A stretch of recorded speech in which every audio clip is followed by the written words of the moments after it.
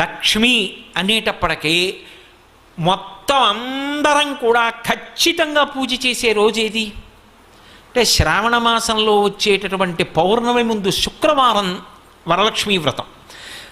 ఆ రోజు తిథితో సంబంధం లేదు, వారంతో సంబంధం. ఏ తిథి ఉంది, ద్వాదశి ఉందా, త్రయోదశి ఉందా, చతుర్దశి ఉందా, లేకపోతే ఏకాదశి ఉందా, పంచముందా, సప్తముందాతో సంబంధం లేదు. చివరికి వచ్చేస్తుంటుంది శుక్లపక్షం.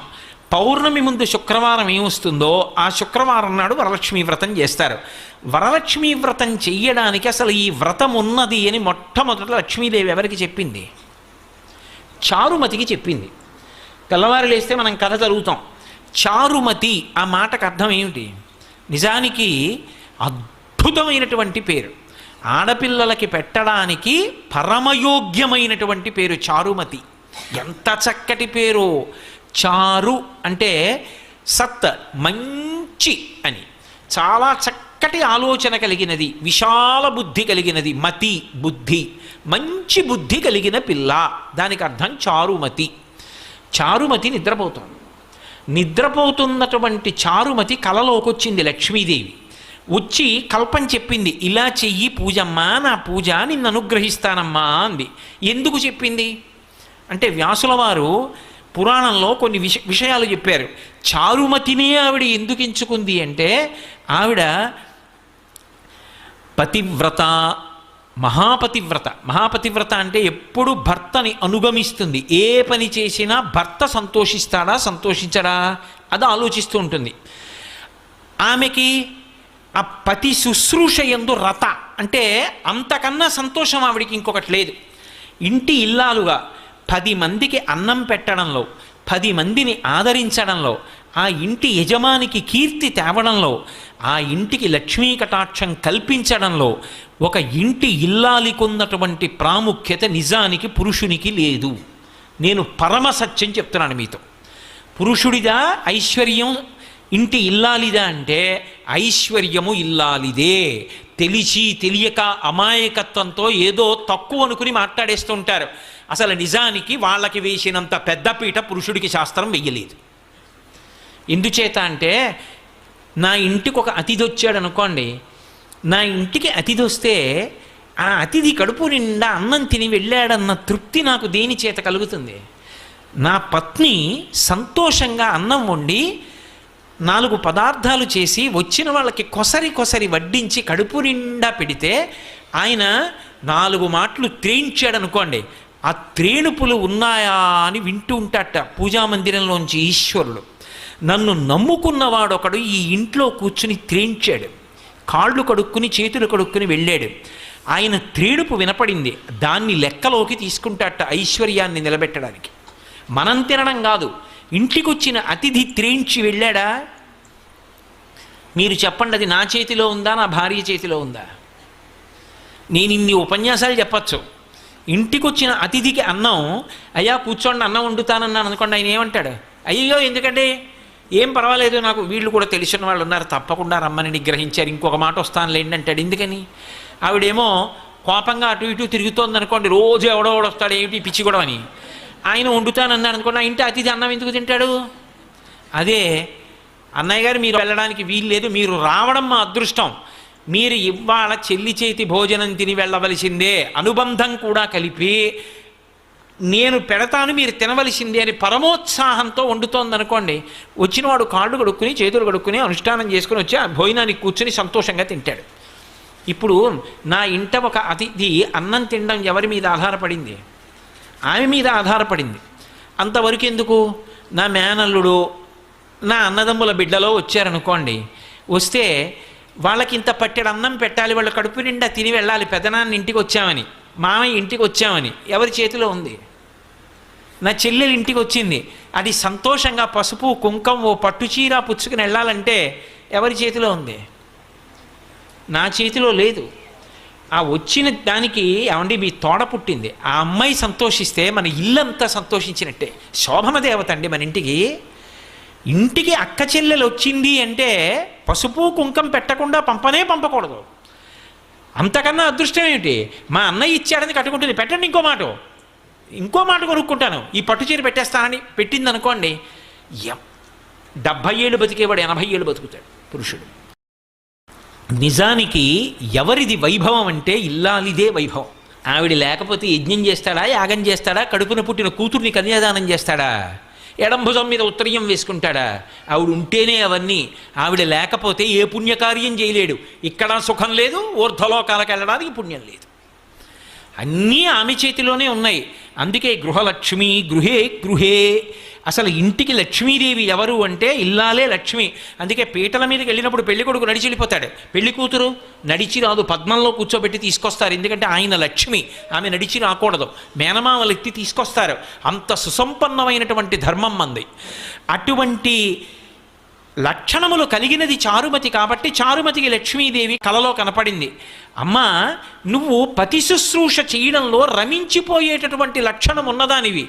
పైగా కళావతి సావిదుషి సతతం మంజుభాషిణి, చారుమతి లక్షణాలు చెప్పారు. ఆవిడ కళావతి, కళలో ప్రవేశం ఉంది. భర్తగారు పూజ చేసుకుంటున్నాడు అనుకోండి, నీరాజనం గంట వినిపించింది అనుకోండి, ఆవిడ వచ్చి కూర్చుంటుంది. గీతం శ్రావయామి అన్నాడు అనుకోండి, ఆయన చక్కగా ఆవిడ అక్కడ కూర్చుని ఓ కీర్తన పాడుతుంది. ఆవిడ కీర్తన పాడుతుంటే ఆయన అలా కూర్చుని అప్పటి వరకు పూజ చేసి ఉన్నాడు కదూ, కంజదలాయతాక్షి కామాక్షి అని పాడుతోంది అనుకోండి, ఆయన కళ్ళు మూసుకుని ఆ పాట వింటూ అప్పటి వరకు పూజ చేసి చేసి చేసి చేసి ఆర్ద్రతతో ఉన్నాడేమో.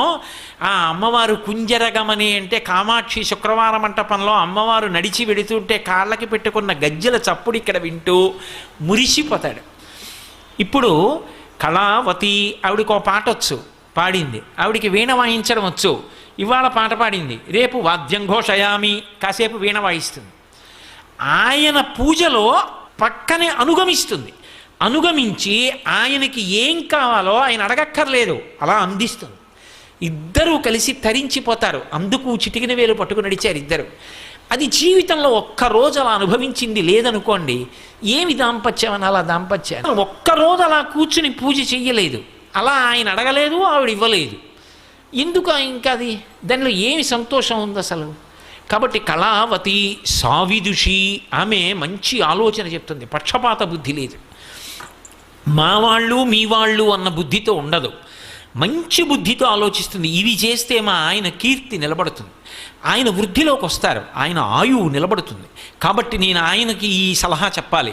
మంచి ఆలోచనలు చెప్తుంది. సావిదుషి సతతం మంజుభాషిణి, ఆమె ఏది మాట్లాడినా కర్కశంగా ఉండదు, పరమ మృదువుగా చిరునవ్వులు నవ్వుతూ చక్కగా మాట్లాడుతుంది. అందుకే అసలు ఒక ఇంటి లక్ష్మిదే ఏ కారణం చేత నిలబడుతుందో తెలుసా? నేను చెప్పట్లేదు ఈ మాట, మహాభారతంలో చెప్పిన మాట చెప్తున్నా. లక్ష్మీదేవి ఏ ఇంట స్థిర నివాసం ఉంటుంది అంటే, ఏ భార్య భర్త కీచులు అడుకోరో, అస్తమానం నింద చేసుకోరో. ఆయనకేం తెలుసండి, మా పుట్టింట్లో బోల్డన్ని పూజలు, కానీ ఆయనకేం తెలుసు, నన్ను చూసి నేను మా అత్తారింటికి వచ్చిన తర్వాత నమస్కారం పెట్టాలని నేర్చుకున్నారు అందనుకోండి. ఎందుకు ఆ పూజలన్నీ? ఈశ్వర స్వరూపుడైన భర్తను నింద చేసేదానికి. లక్ష్మీదేవి పూజ చేసి బయటికి వచ్చి భార్యని నింద చేశాడనుకోండి, ఎందుకు ఆ పూజ? నీ ఇంటి లక్ష్మి ఆవిడ సంతోషపడడానికి నువ్వు చేసిన లక్ష్మీ పూజ ఎవరికి పనికి వస్తుంది? వాళ్ళిద్దరూ ఉల్లాసంగా ఉన్నారనుకోండి, సంతోషంగా ఉన్నారనుకోండి, అంతకు మించిన లక్ష్మి ఇంకొకటి లేదు. అందుకే విశ్వనాథ సత్యనారాయణ గారి 1000 పడగ నవల్లో ఒక మరచెంబును అడ్డుపెట్టి దాంపత్యాన్ని చూపించారు. ఎంత ఉన్నది అని కాదు, ఆ ఉన్న రోజులు సంతోషం, ఆ లేని రోజులు మధురమైనటువంటి అనుభూతి. ఆ లేని రోజులు కూడా దాంపత్యంలో మధురమైన చిగురుటాకులు, అవి ఇప్పుడు పండిపోయి పచ్చగా అయిపోయి రాలిపోయి ఇప్పుడు పెద్ద వటవృక్షమై నిలబడ్డారు ఇద్దరు. ఆ చెట్టు కింద ఎందరో బాటసారులు సేద తీరుతున్నారు.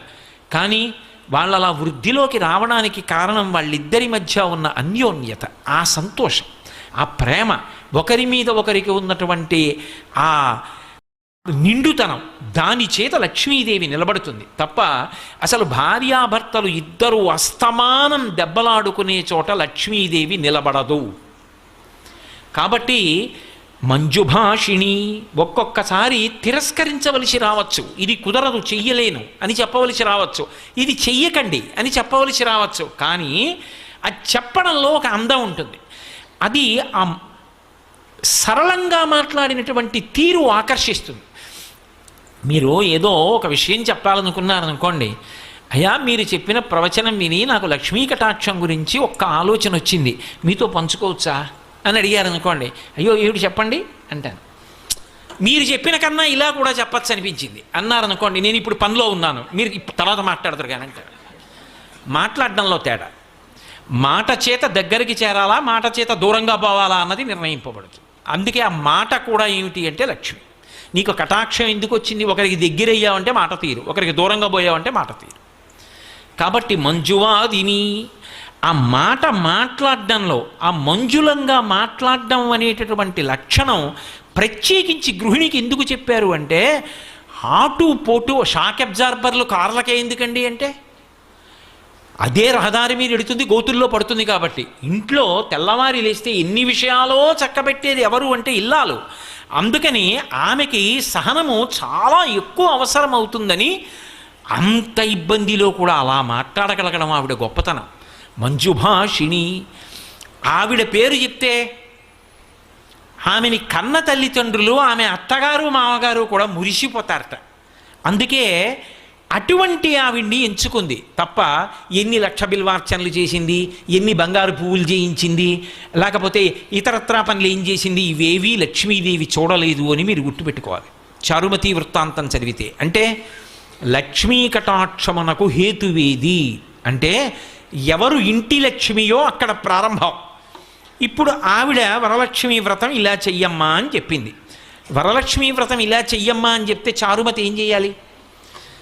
భర్తను లోపలికి పిలిచి, ఏమండోయ్ రాత్రి లక్ష్మీదేవి కల్లోకి వచ్చింది, మన ఇంటికి వస్తానంటోంది, వ్రతం చేయమని చెప్పింది, ఈ సంబారాలు పట్టరండి, ఎవరన్నా అడిగితే చెప్పకండి, ఎందుకోను ఏదో పని ఉంది మా ఆవిడ ఏదో చేసుకుంటుంటని చెప్పి తెచ్చేసేయండి, అందరికీ తెలిసిపోతే వాళ్ళకు కూడా లక్ష్మీ కటాక్షం వస్తుంది అనుకోండి. అందనుకోండి ఆవిడ చారుమతి కాదు, మహాస్వార్థపరురాలు. మీరు చారుమతి వృత్తాంతం వరలక్ష్మీ వ్రతం కథ చదివినప్పుడు మీకు ఒకటి కనిపిస్తుంది. చారుమతికి లక్ష్మీదేవి కనపడి చెప్తే చారుమతి చేసిందా, చారుమతి ఇతర ఇల్లాళ్లతో కలిసి చేసిందా? అందరితో కలిసి చేసింది ప్రదక్షిణం, అందరికీ ఆమె ఆభరణాలు. అంటే తనకే ఉండాలన్న లక్షణమా, అందరికీ ఉండాలన్న లక్షణమా? ఆ సద్బుద్ధి మొదటి లక్ష్మి. అది ప్రసాదము. ఈ ప్రసాదమునకు హేతువు పాత్రత. ఈ పాత్రతగా చెప్పడమే వరలక్ష్మీ వ్రతం యొక్క కథ. అంతేగాని కథ గడగడగడగడగడ చదివేసి ఎంత నగ చేయించాం, ఎన్ని తులాలు తెచ్చాం, దానికి ఎక్కువ ప్రాధాన్యత ఇస్తే లక్ష్మీ కటాక్షం ఉంటుంది అని నేను చెప్పడం సాహసమేమో. కాబట్టి పాత్రత నిలబడము అంటే అసలు ఆ బుద్ధి కలగడం, ఆ బుద్ధి ఆవిడ అనుగ్రహంతో కలగాలి. ఆవిడ అనుగ్రహం కలగాలంటే ఒక్క నమస్కారం చాలు ఆవిడికి, పెడితే ఆవిడ అనుగ్రహాన్ని ఇస్తుంది. ఇప్పుడు ఆ పాత్రత కలిగితే ఆవిడ వర్షిస్తుంది. ఈ ప్రసాద బుద్ధి పోయిందనుకోండి, ఇన్నీ అనుభవిస్తూ ఒక రోజున ఇవన్నీ నేను సంపాదించినవే, భగవంతుడన్న వాడి స్థానం పోయింది అక్కడ. ఆవిడ అనుగ్రహం ఇంత పైకి ఎత్తింది అని అనలేకపోయాడు. అనలేకపోతే ఆవిడ ఏం చేస్తుందంటే, నువ్వే సంపాదించావు కదూ, ఏది నీ ప్రయత్నమే చేయి వస్తుందేమో అంటుంది. ఇప్పుడు సిరిదా వచ్చిన వచ్చును సలలితముగ నారికేళ సలిలము భంగిన్, సిరిదా పోయిన పోవును కరివెంగిన వెలగపండు కరణిని సుమతి. అప్పుడు బుద్ధి చెప్తుంది. ఇదే విషయాన్ని పురాణంలో భూతద్దంలో పెట్టి జరిగిన కథని చూపిస్తారు మీకు. అందుకే చూడండి, దేవేంద్రుడు అంతకన్నా లక్ష్మీ కటాక్షం ఉన్నవాడిని ఇంకోటిని చెప్పరు. అంత లక్ష్మీ కటాక్షం ఉన్నటువంటి దేవేంద్రుడు ఒకానొకప్పుడు ఐరావతం మీద వెళ్ళిపోతున్నాడు. వెళ్ళిపోతున్నప్పుడు దుర్వాసో మహర్షి ఎదురుగుండా వచ్చారు. మహానుభావుడైన గొప్ప ఉపాసకుడు, తెల్లవారి లేస్తే భగవంతుణ్ణి అర్చించగలిగినవాడు, భగవంతుని యొక్క అనుగ్రహానికి పాత్రుడైనవాడు. ఆయన ఒక పుష్పహారాన్ని తీసుకొచ్చి దేవేంద్రుడికి ఇచ్చాడు. ఇది భగవన్ నిర్మాల్యం, ఈశ్వరుడి మెడలో వేసుకున్నటువంటి హారం. ఈ హారం తీసుకో ప్రసాదం అని ఇచ్చాడు.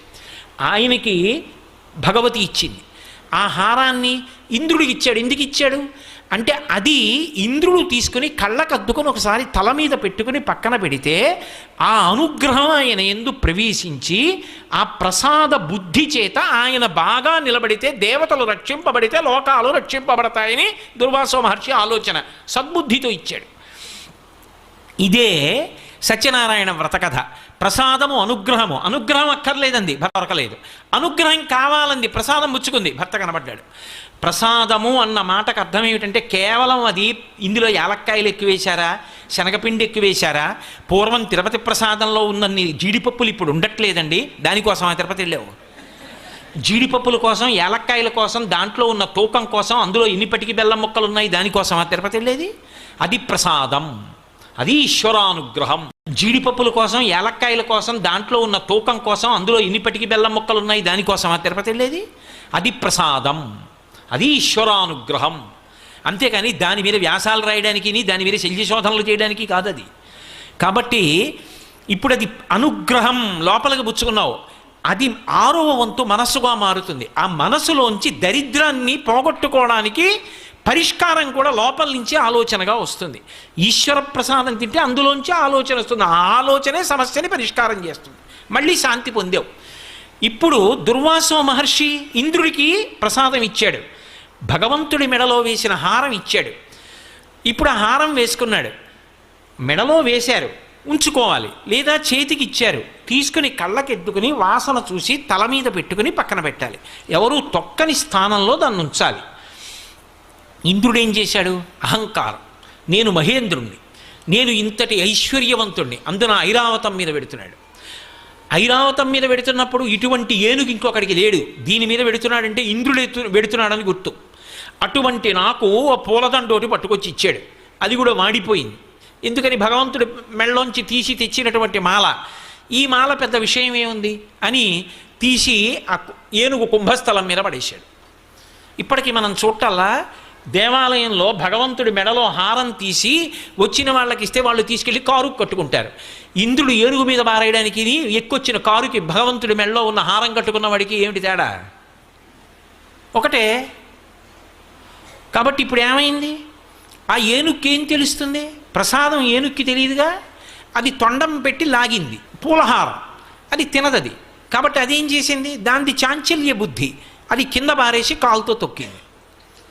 చూశాడు దుర్వాసో మహర్షి, ప్రసాద తిరస్కారం చేశావు, నేను తెచ్చినది ఏమిటో నీకు అర్థం కాలేదు. ఏ ప్రసాదాన్ని తిరస్కరించావో దాని ఫలితం నీకు లక్ష్మీ కటాక్షం ఉండకూడదు, భ్రంశం అయిపోవాలన్నాడు. లక్ష్మి సముద్రమునందు కలిసిపోవుగాక అన్నాడు. అంతే, ఇంద్రుడి యొక్క లక్ష్మి అంతా వెళ్ళిపోయింది. ఇంద్రుడి లక్ష్మి వెళ్ళిపోయింది అనడానికి గుర్తులు చెప్పాడు ఇంద్రుడు వచ్చి గురువుగారి దగ్గర. ఆయన ఏం చెప్పాడంటే, మొదటి మాట ఏం చెప్పాడంటే, దేవతల యందు ఉత్సాహము నశించిపోయింది అన్నాడు. ఇది మీరు బాగా పట్టుకోవాలి. ఇప్పుడు సముద్రంలో లక్ష్మి వెళ్ళిపోతే ఇంద్రుడు ఏం చెప్పాడంటే, ఉత్సాహం పోయింది దేవతల్లో అన్నాడు. అసలు ఐశ్వర్యములకన్నిటికీ కూడా ప్రధానంగా ఆలంబనం ఎక్కడుంటుంది అంటే ఉత్సాహంలో ఉంటుంది. ఒకసారి వస్తుంది, ఒకసారి పోతుంది, ఒకసారి కష్టం వస్తుంది, ఒకసారి సుఖం వస్తుంది. కానీ ప్రయత్నమునందు ఊంచుకుని నిలబడగలిగిన వాడెవరో వాడు మాత్రం జీవితంలో విజయాన్ని సాధిస్తాడు. అందుకే మీరు చూడండి, ఎప్పుడూ కూడా భగవంతుడి దగ్గరికి వెళ్ళి శ్రీ సూక్తం చెప్పినప్పుడు పూర్తి చేసేటప్పుడు ఒక మాట చెప్తారు, సిద్ధలక్ష్మీర్ మోక్షలక్ష్మీర్ జయలక్ష్మీ సరస్వతి శ్రీర్లక్ష్మీర్ వరలక్ష్మీశ్చ ప్రసన్నా మమ సర్వదా అని చెప్తారు. 6 లక్ష్ముల్ని చెప్పింది వేదం. ఈ 6 ఉన్నటువంటి ఆదిలక్ష్మి నన్ను అనుగ్రహించుగాక. ఏవి ఆ 6 రూపాలు? నే చెప్పినవి కావు, శ్రీ సూక్తం వేదప్రోక్తం, వేదం చెప్పిన లక్ష్ములు. అవి మొట్టమొదటిది సిద్ధలక్ష్మి, మోక్షలక్ష్మి, జయలక్ష్మి, సరస్వతి, శ్రీర్లక్ష్మి, వరలక్ష్మీశ్చ ప్రసన్నా మమ సర్వదా. నా యందు ఎప్పుడూ అనుగ్రహమును కటాక్షించుగాక. లక్ష్మి యొక్క ఈ 6 రూపములు. ఇందులో చిట్ట చివర చెప్పబడిన లక్ష్మి వరలక్ష్మి. మీరు ఎందుకు ఈ క్రమాన్ని వాడింది వేదం? ఇలాగే ఎందుకు చెప్పాలి శ్రీ సూక్తంలో? ఈ లక్ష్ముల యొక్క స్థానాల్ని మార్చి చెప్పకూడదా? కాదు, ఇందులో పూల దండ గుదిగుచ్చినట్టు అంతర్లీనమైన రహస్యం ఒకటి ఉంది.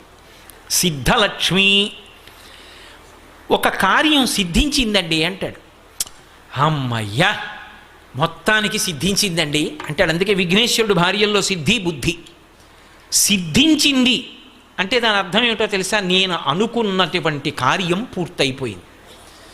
నేను అనుకున్న కార్యానికి మొట్టమొదటి రూపం ఏమిటి? సంకల్పం కదా. ఇప్పుడు నేను ఇక్కడ ప్రవచనం చెయ్యాలి అనుకున్నాను. ఈ ప్రవచనం చెయ్యాలి అని నేను ఇక్కడికి బయలుదేరి వచ్చినప్పుడు మొట్టమొదట దానికి అంకురం ఏమిటి అంటే ఒక సంకల్పం. ఈ సంకల్పం చెయ్యడానికి వచ్చినప్పుడు అసలు లక్ష్మీ కటాక్షం గురించి చెప్పడానికి నీకు అర్హత ఉందా? ప్రతిబంధకాన్ని తట్టుకున్న ఉత్సాహం ఉంటే కదా నువ్వు నిలబడ్డానికి అర్హుడివి. నీకే లేని నువ్వు ఎలా పంచిపెడతావు? ఓ పరీక్ష ఉంటుంది. ఏమిటా పరీక్ష? ఒంటి నిండా ముక్కులోకి, చెవుల్లోకి, కళ్ళల్లోకి కూడా దీపపు పురుగులు వెళ్ళచ్చు. ప్రతిబంధకం దాటగలవా? దాటి మనసు నిలబెట్టగలవా? అమ్మో నేను చెప్పలేనండి అన్నావు అనుకోండి, అన్నీ బాగుంటే చెప్తావా? ఈ ఉత్సాహం లేనివాడివి నువ్వెలా చెప్తావు లక్ష్మీ కటాక్షం గురించి? కాదు, అవన్నీ ఉన్నా నాకు ఆవిడ గురించి చెప్పేటప్పుడు జ్ఞాపకానికి రావు. నాకు ఆవిడ గురించే మనసు నిలబడుతుంది. ఏమి ఉండనివ్వండి, ఎన్ని ఖర్చేయనివ్వండి, నాకు ఆ చెప్పుకోవడం సంతోషం, 2 గంటలు చెప్పవలసిందే, నేను వెళ్ళను వెనక్కి అన్నాను అనుకోండి, ఆవిడ అనుగ్రహిస్తుంది, చెప్పిస్తానంటూ అని పక్కన కూర్చుని చెప్పిస్తుంది. కాబట్టి ఇప్పుడు ఉత్థాన పతనాలు అంటే ఒక సంకల్పం మొదలై సంకల్పానికి ఆటుపోటు వస్తాయి. ఒకటి కలిసి వస్తుంది, ఒకటి ప్రతిబంధకం వస్తుంది. ఈ రెండిటి మధ్యలో నలుగుడు పడకుండా నేను సాధించి తీరుతానని తిరుగులేనటువంటి సంకల్పంతో నిలబడగలవా? ఆ నిలబడగలిగితే సంకల్పం పూర్తయిపోతుంది.